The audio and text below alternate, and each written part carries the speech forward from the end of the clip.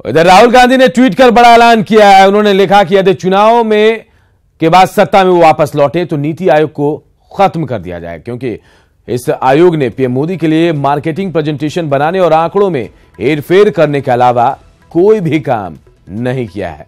तो बड़ा ऐलान राहुल गांधी ने किया है। ट्वीट कर ऐलान किया है राहुल गांधी ने कि अगर चुनाव के बाद वो सत्ता में लौटते हैं, उनकी पार्टी सत्ता में आती है, तो नीति आयोग को खत्म कर दिया जाएगा, क्योंकि इस आयोग ने पीएम मोदी के लिए मार्केटिंग प्रेजेंटेशन बनाने और आंकड़ों में हेरफेर करने के अलावा कोई भी काम नहीं किया है।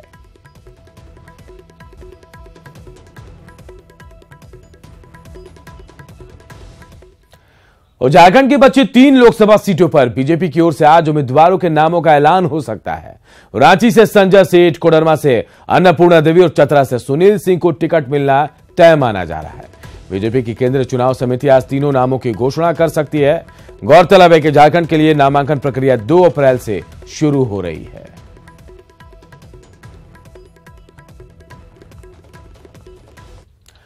इधर दुमका में सीएम रघुवर दास आज भी संथाल परगना में बीजेपी की जीत के लिए रणनीति बना रहे हैं।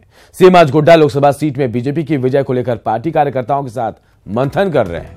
बैठक में गोड्डा लोकसभा क्षेत्र के 6 विधानसभा सीटों की कोर कमेटी के साथ विचार विमर्श हो रहा है और साथ ही जमीनी हालात की समीक्षा भी की जा रही है। सीएम की ओर से कई दिशा निर्देश भी दिए जा रहे हैं।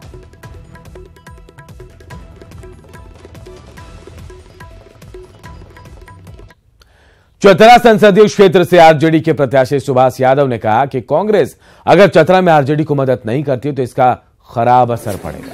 उन्होंने कहा कि चतरा और पलामू संसदीय क्षेत्र आरजेडी की परंपरागत सीट है और इस पर पहला हक भी आरजेडी का है। वहीं कांग्रेस नेता आलमगीर आलम ने साफ कर दिया कि कांग्रेस चतरा में अपने उम्मीदवार को उतारेगी। उन्होंने कहा कि एक ही शर्त पर कांग्रेस चतरा में उम्मीदवार नहीं उतारेगी, जब आरजेडी पलामू सीट कांग्रेस के लिए छोड़ देगी।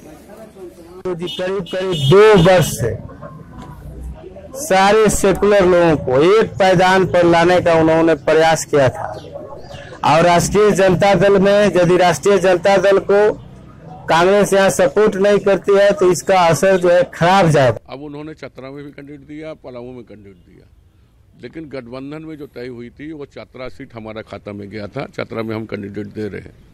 अगर ये लालू यादव जी या उनके पार्टी अगर उसमें पुनर्विचार करना चाहते हैं कि नहीं हमको चतरा ही लड़ना है, पलामू नहीं लड़ना है, वो इससे परिस्थिति में कांग्रेस चतरा छोड़कर पलामू भी लड़ सकती है, इसलिए कि मेरा 7 का कोटा पूरा हो जाएगा। जो फॉर्मूला 7421 था उसका।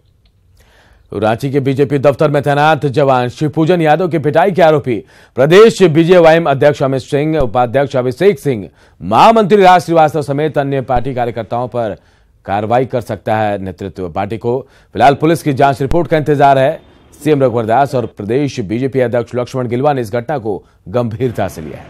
गौरतलब है कि बीजेपी दफ्तर के पीछे के दरवाजे पर तैनात जवान शिवपूजन यादव ने गेट खोलने से मना कर दिया था। इस पर गुंडागर्दी दिखाते हुए भारतीय जनता युवा मोर्चा कार्यकर्ताओं ने उनकी लात घूंसों से जमकर पिटाई कर दी थी। घायल जवान को अस्पताल में भर्ती कराया गया और साथ ही आरोपी भारतीय जनता युवा मोर्चा के पदाधिकारियों पर अरगोड़ा थाने में एफआईआर भी दर्ज किया गया है।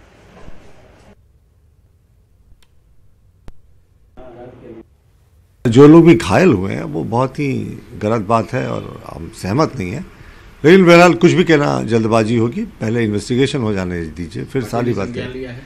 बिल्कुल, पार्टी ने बिल्कुल पूरी तौर पर संज्ञान लिया है कि आखिर ये पूरी घटना कैसे हुई, क्या हुई। पुलिस इन्वेस्टिगेशन का इंतजार कर रहे हैं हम।